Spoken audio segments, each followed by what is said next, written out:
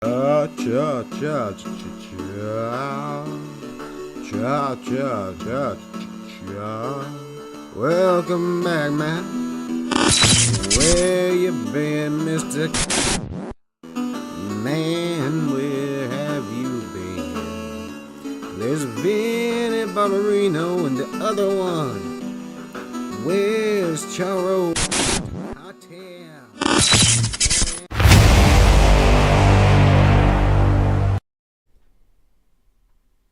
Hey, turkeys. Hello, guys. Dan, Margie. We're the Gen-Xers. We already went live once, but there was technical difficulty. You never saw us. We were just talking there for a little bit. It was the best show you've ever We seen. thought we went live. It was so good. I was so charming and funny. You have no idea. Oscar worthy. Hey, it's been a while. There's a little bit of rust we got to kick off, but we are happy to see everybody. Yes. Happy New Year. Look, whatever I had set up last time where I could see the chat, it's not there. So if I don't see, if anyone says anything in the chat and I don't see it right away, I will get to it. I promise. Anyway. Yeah. How you been? How have I been? Yeah. Well, we're going to get into that in this show. It's been about a month and a half since we've been live. Mm-hmm. I've had some arthritis stuff going on, and it's still going on, but we're just going to talk about that as it goes. We eventually had to get back to the show. I've just been mooning around, pining around. I've missed y'all so much. Mm-hmm. Margie, she don't care. She got all kinds of hobbies. I got nothing. This is all I got. You folks. That's just... Wow. Look, there's been a lot of stuff we missed. I did have a lot of good ideas and stuff I wanted to share with everybody. We really wanted to do a Thanksgiving show where we were going to talk about all the things we're thankful for. And we're still going to do a show themed around that soon, I think, because it was a good idea. We got something to go on there. But whatever, yeah. It's just good to be back. Yeah. Good to see you guys. The Mandela universe did not take us. We're still here. Yeah. If you were fearing that. There have been some headlines we've missed I wanted to cover, and I've just got a few of them written down here, and you tell me. Okay. But you mean in 2025? Yeah, you just tell me what you think about it. Well, just in the last month and a half. Okay. All right. Yeah. There was some country guy named Breaking Rust who went #1 with a country song on one of the charts. You know, the Billboard's got a million different categories now. Turns out he's AI. The song was AI. It was all AI. And I did a little bit of look into it, and there have been several songs that have charted on various things by AI. Now it's become a big controversy because, I don't know, a lot of people are saying it's plagiarism. Like it's just using, stuff other people have written and kind of, I don't know. Yeah, I can. Yeah. Okay. Yeah, I can see that side. I can see the other side as well because, I mean, don't all artists use the experiences of the world which have been built by previous artists and scientists, and like aren't they too influenced by that also? Sure, but unless you're Led Zeppelin lifting old blues riffs, if you just lift a riff right from somebody, I mean, you've got to give them a sampling credit or something. Right. That's where it gets, that's where you cross a line. Uh-oh. When you're actually using bits and pieces from somebody else's musical artistry or songwriting artistry or whatever. That's, no. Well, it's all over YouTube, Mama. There's AI stuff. That's our competition now. I'd like to scroll through the shorts now and again for 9 to 10 hours, mindlessly like this. Drool coming out of my mouth. Right. And yeah, a lot of it's just AI slop. You can tell the AI voice comes on. Some of them you can't tell. It's just getting harder and harder. It is. It's kind of scary. It's we don't know what to do with it. Nobody knows what to do with it. We're just all like, I don't know. I guess we'll all see. We're real. We're real. We're totally real. This whole channel is real, and this room is real, and you're real, and I'm real. Margaret, I found this out while I was pining away. Right. In 2000, about 3.4% of boys and about 3% of girls, I can't remember, 10 and under or something like that, had hypertension. I thought that was high. By 2020, that number was 6.5 and 5.8 respectively, and now I'm assuming it's even higher. So my question is, this would have fell under, we do a little category sometimes called "Why isn't this the news?" Right. When it seems like something that should be important, and instead it's the news is, who said what stupid thing today that we Right. can bicker over. Right. That's not good, is it? I mean, I wouldn't say so. It's several percentages, several points over 25 years. And I had no idea that, I mean, well, yes, of course I had an idea. Of course, young people have blood pressure issues just like older people have blood pressure issues. But I had no idea that the numbers were that big. We've talked on here before about the crap we put in our food, or they put in our food. And the chickens are coming home to roost. I mean, cancer cases are up amongst young people that shouldn't be. Mhm. It's the food, all the microplastics, all of this stuff. Yeah, it's just part of the enshittification, I believe they call it. Yeah. Well, it's the result. It's not part of it. It's actually we're now seeing the results because this enshittification has happened for a long, long time over many, many years. Health has been declining for a long time amongst Americans. I don't know about the world in general, but I know our corner of the world has been declining for quite some time. It's hard to cut that kind of stuff out, like the processed foods and all that. We all know it's bad for us, but for one, it's delicious. You did that thing on Bliss Foods Mm-hmm. on why. Yeah. For me, and I've talked about this a little bit before, like it's all bad for you long term, but I can tell right away if I eat a bunch of processed sugar, especially the next day my arthritis, RA is flaring up. It's just hard to get away from, though. It's cheap, it's easy, it's delicious. Mm-hmm. We have got away from a lot of it because I like to cook and I've got the time to do some of it. Thank But, God. He's such a good cook, and it has saved us quite a bit, just in health alone.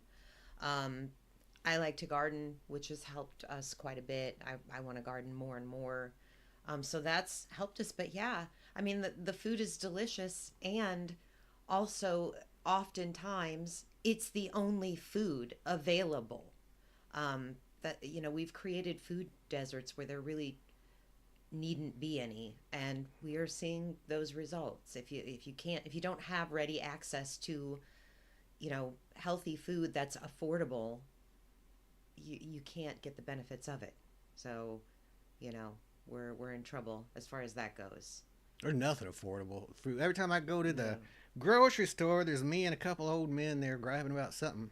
No. Potato we, chips, steak sauce, you name it. I don't know. we went to a dollar store. I'm not going to mention any names, but we You went know to the a one. dollar store We today. went to a general dollar store.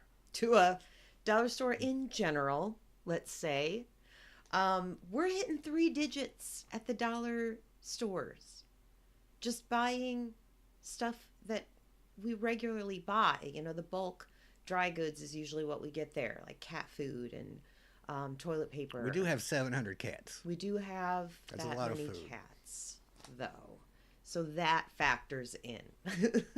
But we're hitting three digits at the dollar store. That's not. We can't maintain that. We can't sustain that. Well, kind of going all along with that, James Vanderbeek, you might know as Dawson, or from Varsity Blues, which that's a good movie. He came down with cancer and he had to sell off a bunch of memorabilia to pay his bills. Even Dawson, who should be richer than who knows what, he has to sell off his stuff to pay for his medical bills. That's not good. No. No, it don't matter what side political aisle you're on. I recommend neither. Yeah. That's not good. Yeah. It's really not good. Yeah, we're in trouble, guys. This is good. This is a headline that should have been top of the CNN. Maine gym teacher sinks 1,516 three-pointers in an hour. What? You believe that, man? Wait, a teacher from Maine sunk how many? 1,516 three-pointers in 1 hour. Shot 10,000. 1 hour. Yeah, you'd have to be. Was it Steph Curry with like a mustache? It did, yeah. He was like, Groucho Marx mustache and "Hello." glasses on. I'm here for the basketball shooting contest. So those are some of the headlines we've missed. as far as our year in review, I mean, it's been a kind of eventful one. We moved. There's been the health problems, so there's been some changes in my work with that. Look, I keep calling them problems. They're just health things. Like, I'm the happiest I've ever been in my life. I don't got no problems. Anyway. Well, yeah. I mean, it's just something we have to think about now. It's just part of our lives, like it is part of many people's lives, and that's okay. We're dealing with it, but it is a new thing, you know. Our like and subscribe subscribe cat, Mr. Marsh Millington Esquire the third, passed away this year. Yes. At how many years old was he? He was over 15, I'm certain, or at or over. I would say maybe even 16 or 17. We've had him for a few years. We actually got him for one of our daughters for Christmas, and took him to Chattanooga. We were living in Chattanooga at that time. And he somehow just became my cat, really. He and I were best buds. Yeah. Kind of like you and Rubes, you and Ruby. He was just my little furry BFF, and he's gone now. But he was a good cat, and I appreciated him very much and loved him. Show-wise, we gained 1,341 new subscribers this year. Or in the last 365 days. I don't know exactly from it, whatever. But that's pretty good. That's twice as many as we got the year before, I think. Yeah, thank you so much. Thank We're you. almost, it seems like only yesterday we did 2,000 subscriber special. Now it's almost time to do, maybe by next week, it'll be time to do a 3,000 subscriber special. So yeah, we're gonna. you'll have to fix our belt again. I don't know if you can see it back there. Can you see? Oh, it's been it? covered by the cigar wait, box back there. Yeah. Uncover it, guys. Hold on. There it is. The 2,000 subscriber belt back there. Yeah, like I'm really, when we did not get those subscribers, Dan. When I know we did not get those subscribers. I have an idea, but what is it? When we did the Halloween subscribe-a-thon. Yeah, we actually lost a couple. That was a 5-hour-long show, but it was a lot of fun. It's a tradition now. We'll be doing it again next year. Yeah, we're doing it next year. I don't care if we lose maybe 2 to 4 more subscribers. I'm sorry. Guess what? You're getting the Halloween subscribe-a-thon next year as well. That's right. And then we had Christmas, which was a lot of fun. I thought we could show off some of our haul here. Yeah. A little show and tell. We all used to like that back in the day, right? Yes. Look, I saw Elvira Funko, and you all know I like Funkos, at Walmart one day, and I liked it, and but I didn't get it because, I don't know, whatever. And I told Margaret about it, and look what I got. Look what Santa brought me. Elvira, Mistress of the Dark. It's a little shiny there, but you can see there. Dan likes Elvira so much. Check out those gams, would you? If you're not familiar with Elvira, she is a late night host of usually screamathons on late night TV. She'll do like horror movies. She, there's a long tradition of personalities doing that. Mm-hmm. We used to watch Svengoolie. Yeah, on MeTV. We don't get him now where we're at, unfortunately, but he was great. I think he was part of the Chicago sort of Midwestern hub. If you live in that area and you're familiar with Svengoolie, leave us a comment below. He's great.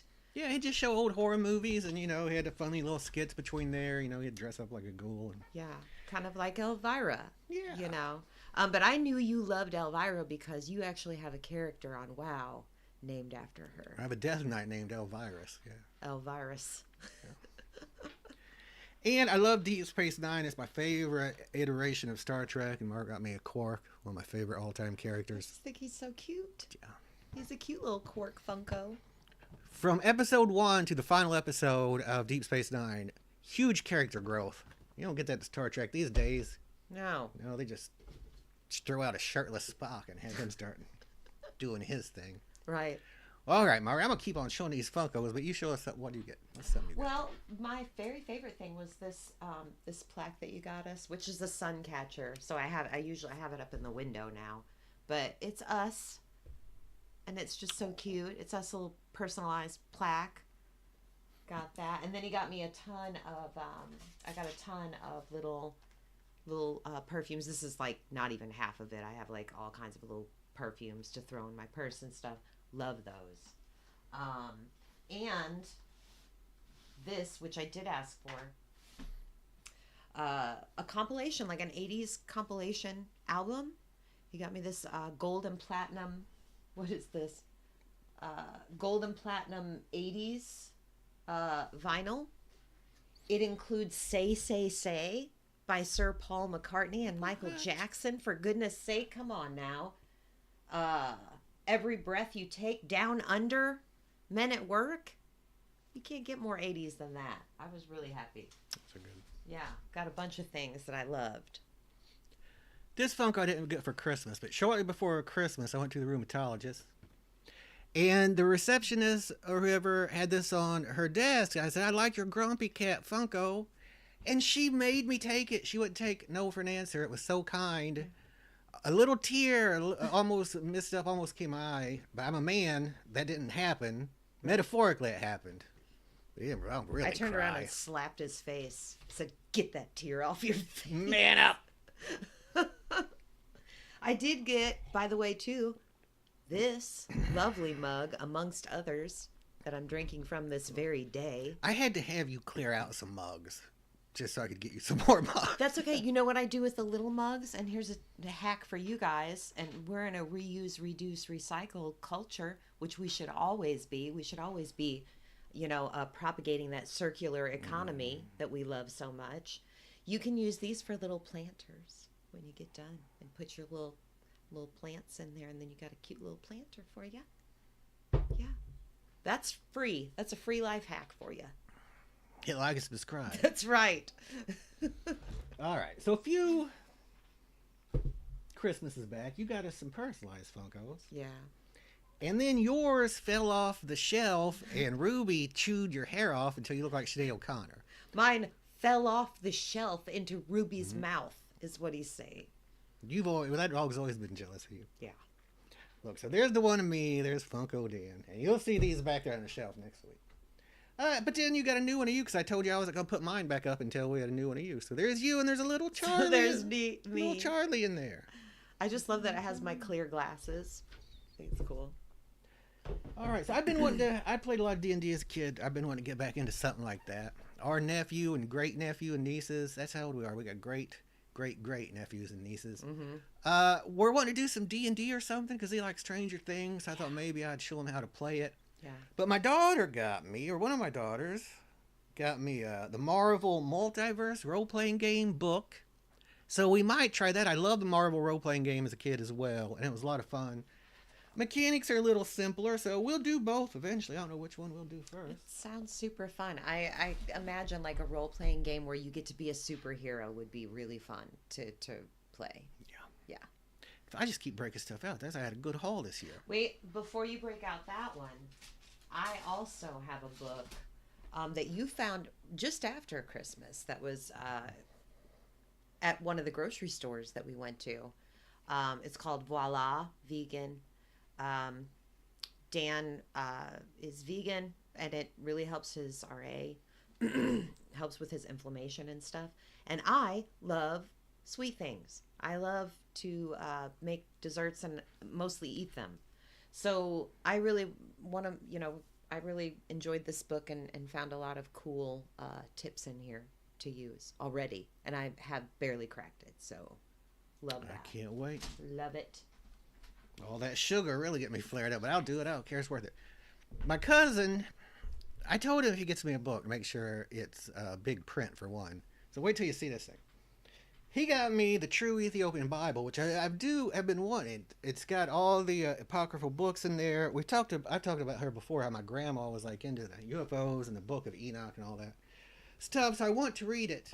It's kind of hard for me to hold it here at the RA, but I'll do it for a second. Take a look at that print. Right.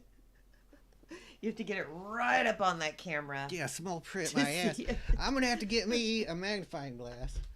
No, I'm just kidding. I am very happy for that present. And it's got an audio book and stuff included, so I can... It's really cool. I'd like to read through it, too, after you get done with it. Especially that Book of Enoch, because I know you have mentioned that your grandma was really interested in it. Yeah. And got you interested in it, so, yeah. But overall, the fun was just hanging out. Like, we hung out with my mom and my side of the family and them on Christmas morning. Mm-hmm.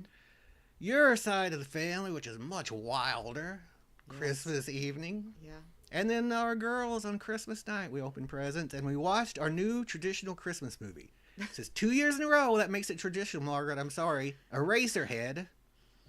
That's it. Eraserhead is our new Christmas movie from here on out. Okay. In heaven, everything is fine. What was really odd was that because we did it like I guess later on in the night. It had been a full day. You know, we'd been to 2 houses and everybody was pretty tired. But it just turned out that we watched it and then everybody was really tired afterwards. So it was just a really weird sequence because everybody watched it and then everybody just got up quietly and went to bed.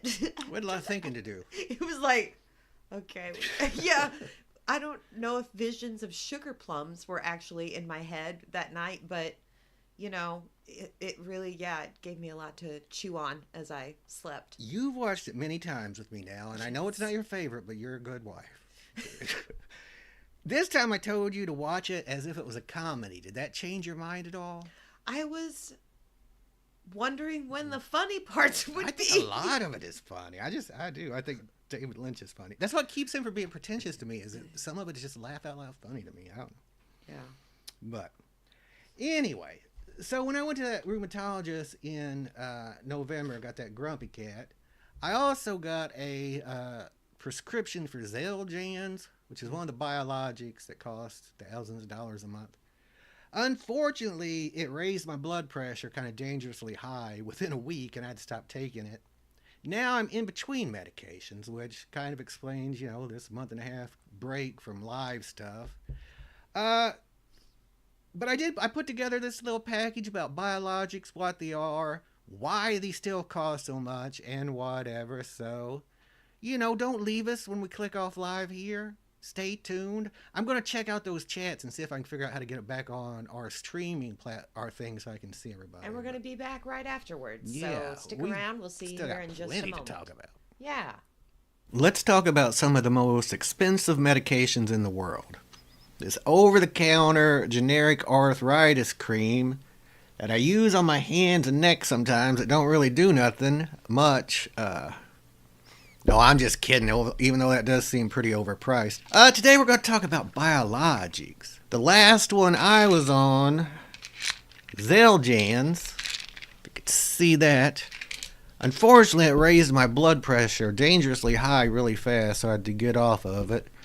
And right now, I'm in between biologics, which I'm going to talk a little bit about why after the break here. But I'm Dan. This is the Gen-Xers. Please hit like and subscribe. If you have an autoimmune disease like RA or Crohn's, or if you're just of a certain age and you're watching a Leave It to Beaver rerun, you've probably heard of biologics. Drugs like Humira, Enbrel, Rinvoq. There's a million of them now, and on the commercials you always see people surfing or playing a stand-up bass or doing karate or something that no one with moderate to severe RA is ever going to do, probably. I mean, I know there's exceptions. But in general, but you've probably seen these commercials or at least heard of them, right? But these things are super expensive. For a lot of folks, they are medical miracles. They take people, like me, with kind of severe autoimmune diseases and can give them their lives back when they work. I don't know about other countries too much because I haven't looked into it. But I know that here in America, these miracles come with a staggering price tag. We're talking $5,000 to $20,000 if you're talking about some of these infusions every single month. In fact, according to my research here, in 2025, biologics account for nearly 40% of all U.S. drug spending, but only make up about 2% of the actual prescriptions written. Look, I have to take these things, and when they work, they can give you a quality of life back. I was on Rinvoq for a while, and it was working well for about 8 months. I was almost symptom-free, but then your body can also develop a reaction to these things. antibodies, I guess.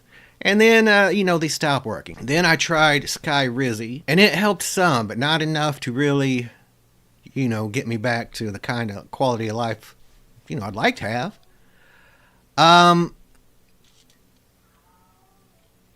And then I tried this, the Xeljan's.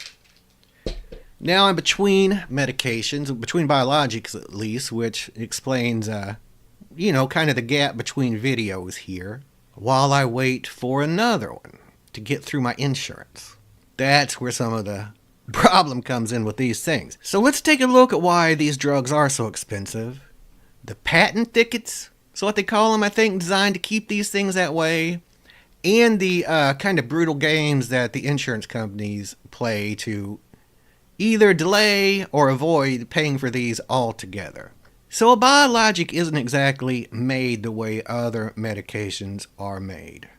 The way I picture it in my head, at least, is a regular medication like this arthritis cream is mixed together in a big vat by a bunch of witches on a full moon night. You just put a bunch of ingredients together and you test them out to see if they work.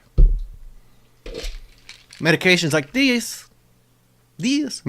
like this biologic, they are grown. So if you're a vegan, there's automatically some moral quandaries, or if you're against animal testing or that kind of thing. But they are grown in a lab from living cells, meant to, and then they're engineered somehow to precisely target the parts of your immune system that, are attacking you, which is what happens in these diseases, really. Your immune system decides there's something wrong when there's not, and starts attacking a part of your body, in my case, what feels like every single joint. You got more joints in your body than you know, but once they all start hurting, you realize it. According to what I can find, these biologics are massive, complex proteins grown in bioreactors using living cells, often from hamster ovaries or sometimes, I guess, yeast. Hamster ovaries seem to be the most popular way. I know this sounds like something from one of the weirder old Doctor Who episodes. Classic Doctor Who could get pretty weird, but this is true. Apparently, they're incredibly sensitive to temperature and environment, and if, I guess, a batch of these things, I don't know, a vat, whatever they grow them in, deviates by even half of a degree, millions of dollars, I'll put that in quotes because the whole idea behind this is, do they have to cost this much, right? But millions of dollars of medicine are flushed down the drain. I guess one of the big reasons they cost so much is the research and development, which can take 10 to 15 years. So that's going to cost. You've got to have people to test the medicine out. You've got to have a bunch of doctors and scientists and equipment. So I don't know. Probably the price is inflated from the bottom up. I don't know. To complicate matters, because these are living products, there's really no such thing as a generic in the traditional sense. There's only biosimilars, they call them, which are highly similar sequels, I guess, to the original drug. Still very expensive to make. And in the U.S., they've been slow to lower the bottom line for patients. Generally, traditionally, patents eventually expire and prices drop. But in the United States pharmaceutical world, companies use a tactic called a patent thicket. That is a dense web of intellectual property rights that surrounds a single product or technology, making it extremely difficult and costly for competitors to enter the market without infringing on numerous patents, often used strategically in pharmaceuticals and tech to extend monopolies. These thickets often involve patents on minor variations like formulations, delivery devices, or manufacturing processes, rather than just the core invention, creating a legal maze that blocks generic or competing products. If you're a gamer, you might know that Nintendo uses similar tactics. Living with the pain of moderate to severe rheumatoid arthritis could mean living with joint damage. Let's take the best known of these drugs, Humira, which, by the way, little trivia fact for you, it's also the best-selling drug in history. It's made over $200 billion before the first biosimilar even came into the market. Its primary patent was set to expire years ago, but its manufacturer, AbbVie, filed over 250 patent applications. They didn't just patent the drug, they patented the manufacturing process, the dosing, and even the firing button on the injector pin. This strategy, known as evergreening, allowed AbbVie to extract billions in revenue by extending its monopoly far beyond the original time frame that it should have been. Obviously, unless you're very wealthy, no one could afford to pay for these drugs out of their own pocket. So, in come the insurance companies, and unfortunately, they have developed a sophisticated system to avoid paying for these. The fail first rule is exactly what it sounds like. Your doctor wants to prescribe a biologic because you're in pain or your organs might be being damaged. And your insurance company tells you, no, first you must try and fail on cheaper, older drugs. This is what happened to me when my RA came on. I guess in retrospect, there were symptoms for a while. But once it really kicked in, it was hard and fast, and I was in a wheelchair before I knew it. So I went into the doctor and got into a rheumatologist. That took a while. But he couldn't prescribe one of these biologics right away because he knew my insurance wouldn't pay for it. So we had to try first methotrexate and hydrochloroquine. Methotrexate did work pretty good. I mean, that is what keeps me ambulatory for the most part. Once it kicked in, you know, I didn't have to use one of those scooters around the grocery store or anything. Even though I still walk, you know, my gait is pretty... Do you ever seen Tim Conway and the Mrs. Swiggins thing for you Carol Burnett fans, for you old school people? That's kind of how I walk some days, especially in the morning time. I'll put a little gif of it here. So anyway, he did eventually try for Humira. I think it was denied a few times.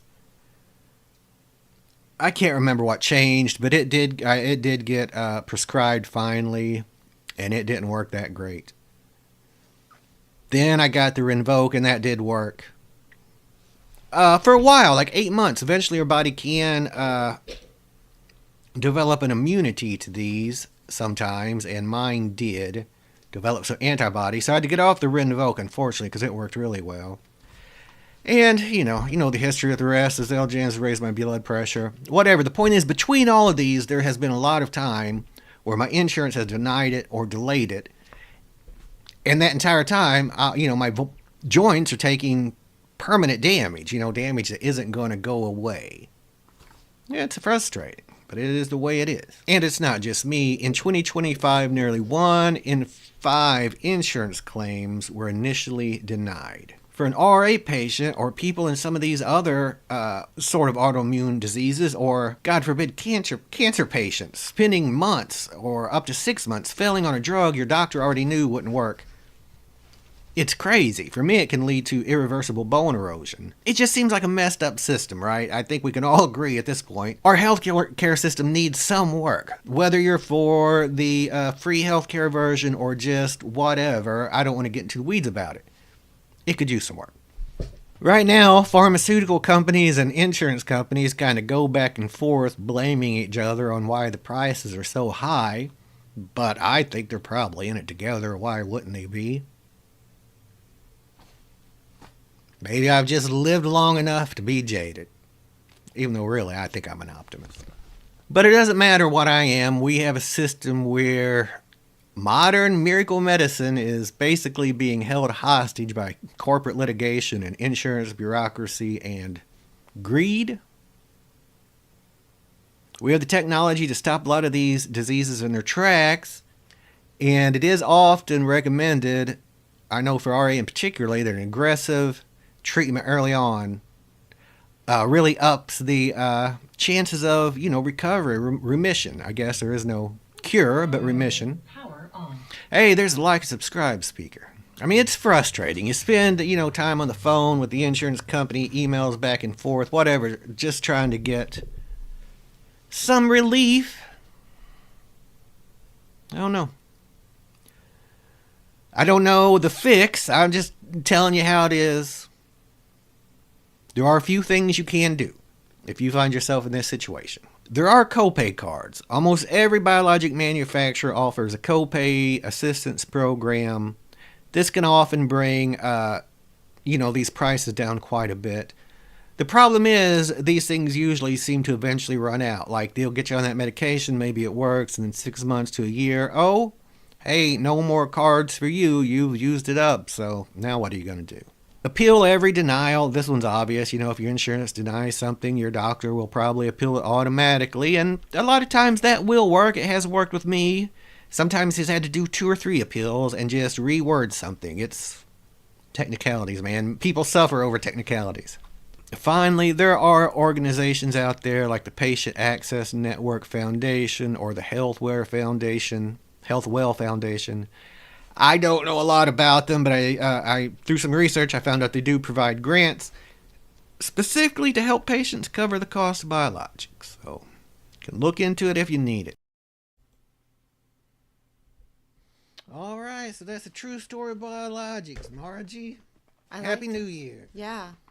No, that was a great investigative journalistic piece. Like, I know you filmed some of that from within actually the knee. I did, yeah. That was a deep dive.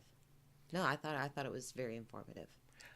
Yeah, well, thank you. I don't know what's going on with the sound, folks. We're just going to try to talk a little bit louder for the end here. We'll have a new mic for next week. I've got one in there I want to try out, actually. That's why we're both, like, right here in front of the mic. Testing one. Tried to make sure you guys hear everything, and we're so sorry. We are rusty. Yeah. Chris said those biologic prices are diabolical, and I agree. But it is a new year, Margie. It's a big time for resolutions. People like to make their resolutions and all that stuff. Mm-hmm. Do you have any? I have a general goal, and that is just to be healthier. That's the number one amongst the folks. That's number one, and I have a great motivator in that insurance premiums are going up. So it's, looks like nobody's going to swoop in and save us. So it's time to take care of our own health as well as we can. And that is my goal for this year.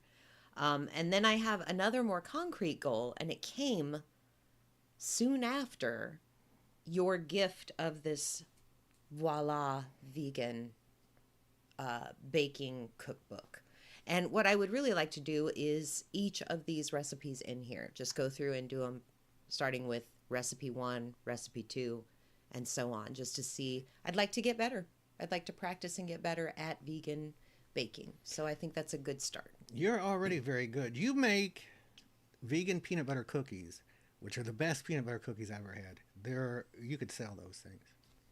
I like making them. Those are pretty. Any of the baking stuff that I do, I find it pretty fun to do. So yeah, I'm all about it. I don't have any personal resolutions. I don't feel like I'm lacking anything. I don't, whatever. I've got a few goals maybe I'd like to do. One, I've been wanting to do a Battlestar Galactica deep dive for years. I'm just a little intimidated by how much work it's going to be, especially with the arthritis, but I'm going to get to work on it slowly and surely. I don't even know if anybody even be interested in watching it. But it would be a deep, deep dive if my ambitions are for a field.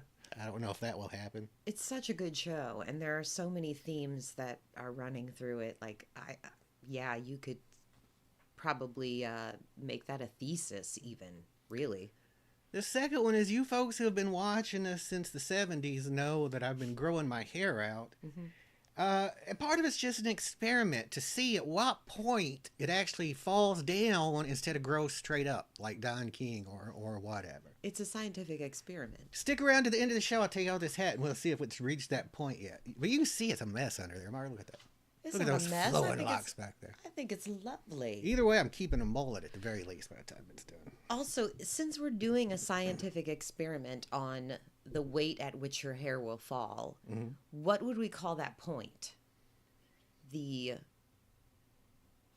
Kramer point? The eraser head point? The point at which, I guess, the anti-eraser head. The anti-eraser head equation. Right, okay. Look, someone write up a math equation to figure this out. Right. Matthew Damon, where are you? Quick. We need a janitor and a chalkboard. Our people love the resolutions. I've written down a few of the most popular ones in a little new segment that's only come around once a year that I like to call resolution, or delusion. Okay. And you tell me if you think this is something you can answer it personally. Or you can talk about you think people in general is something that'll actually get done. All right. Organize all the crap, whatever it happens to be, your desktop, your medicine drawer. I don't know. Organize whatever crap it is you think you need to organize. I think that happens successfully a lot, but I'm going to put a caveat in there and say that I think it happens a lot only to many times, not every time, but many times go right back to the state at which it was in, like maybe a month or two later. Yeah. So but other times it doesn't, other times maybe it spurs a whole lifetime of organizational skills. Do you consider yourself, are you an organized person? Do you think you're organized? I think I'm organized in some senses. Like, I think I'm very meticulous and even maybe a little persnickety in some instances. Like, for instance, like our medical stuff, I have it in 3 different places. But You're always talking about your binders. Yeah, my binders. Do you have binders full of women? I have binders full of binder references that you then cross-reference. But then other times I'm completely and totally lazy. And I don't care. So I don't know. It just depends on what I'm organizing, I guess. I feel like overall you're very organized. Sometimes maybe over-organized. Like I've seen you have a list of the same thing in many different places. I like lists. And then relisting the list, reorganizing the list. But you actually used to be a little worse at that than you are now. I think you. I think I'm task-oriented. I get a good feeling like when I cross something off, and I'm like, yeah. Do you think I'm an organized person? I think you are in ways, but, well, no, I think you are. You definitely don't organize things the way I would. I'm way more organized than it looks. And by people who look at my life or see my things, they might not think I'm very organized. And I guess maybe I'm not super detailed about it, but I know in general where stuff is at and where to find it. Well, how do you know that though? Any work stuff I got on a file on my computer, as well as like medical stuff or whatever. Okay. Physical stuff, I mean, my meds are going to be somewhere on my desk. I like to use the top hat system. This top hat is for puppets, vitamin D, sock caps, and braces. Right. Oh boy, right. Yep. This top hat is for my headphones, cough drops, because to me these are like candy. They're not for whatever. They're not candy. Papers and old empty medicine bottles I haven't thrown away yet. So you use a top hat system of organization. I do. Yes. So you absolutely need a top hat shelf back I just there. need a bunch of top hats, yeah. You need... Yeah. A couple more top hats, I'll be all set. Well, I didn't realize that was the method that you used, but it makes sense. Of course. Do you think another resolution people tend to have, unsubscribe from all the crap? You know, a lot of people at least, have subscribed to a lot of stuff over the years maybe they've forgotten about even. Not necessarily pay stuff, but it could be anything, you know. I think maybe, beginning of the year, that's one that people do. I think at the beginning of the year, it is a good idea to look at everything that you're subscribed to, especially if it's costing you money, but also just to kind of clear out your stuff. But you know what? If you're not subscribed to this channel, you should subscribe. And if you are, you should stay subscribed. Yeah, should be your New Year's resolution. Right. Subscribe to the Gen-Xers. Right. Because we want you to be here. And it doesn't cost any money at all. You just get on here and come see us and we'll hang out with you. Margaret, a lot of people want to get skinnier or fatter or change their nose or hair or whatever. Yeah. Change something about themselves. Yeah. Do you think that? Do you think they do that? Do you think those resolutions stick for the most part? Has one ever stuck for you? Not... Okay, so if I'm just going in to change something, I would say overall those are unsuccessful. But if you go into it wanting to get to the root cause behind something that you want to change, that can be very successful. Sure. I mean, yeah, I guess people do. But you're right. Usually, those things we want to change about themselves, by the time you get to our age, or at least my age, you kind of look back on it and think, boy, I wasted a lot of time worrying about something I really didn't need to be worried about. Right. I was maybe 9 or something, and my uncle told me my belly was getting big. And from that point until I had that epiphany moment that I still haven't really talked about on here or whatever too much, I kind of obsessed about my weight to some extent, lesser and greater depending on what was going on. But for most of my life, just based on, yeah, that's how I think most of these things are. There's something people tells you when you're a kid, and that stuff sticks with you subconsciously. You just keep reinforcing over and over. Yeah. Well, I'm here to tell you you're perfect just how you are, unless you haven't subscribed yet. That's the only thing missing. That's all you got to do. No, that's not true, but we would appreciate it. Yeah, no. Two more. Okay. People often resolve to stop drinking or smoking or fighting or fidgeting or whatever it is that they think is a problem that's really just covering up the actual problem. Is that successful, do you think? Well, yeah, no. A lot of the times, no, because, you got to get to the root of, like, there's a lot of people that fidget or smoke or drink or whatever, and it is covering up an anxiety about something or a something, or all kinds of things. Yeah. Yeah, or just taking the place of something that you could be doing elsewise that would be healthier for you. So yeah, I think if you go into it wanting to just quit something, you may not be successful. But if you go into it thinking, I'm going to get to the bottom of why this is, and maybe get behind the scenes a little bit and do some of that work, which is sometimes harder to kind of pinpoint where that's coming from, I think you're going to be successful. I think it can be successful. I quit smoking and drinking, smoking cigarettes and drinking booze, cold turkey. And physical addiction is a thing, but that's the least hardest part, of any of it.